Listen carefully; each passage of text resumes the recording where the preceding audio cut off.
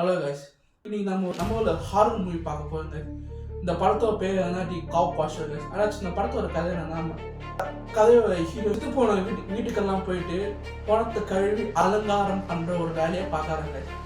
இப்படி தொடர்ந்து சுற்றி போன பணத்துக்கெல்லாம் பண்ணிட்டு இருக்கும் ஒரு நாள் என்ன ஆகுதுன்னா, அவங்க ஒரு பேயை நேரில் பார்க்குறாங்க.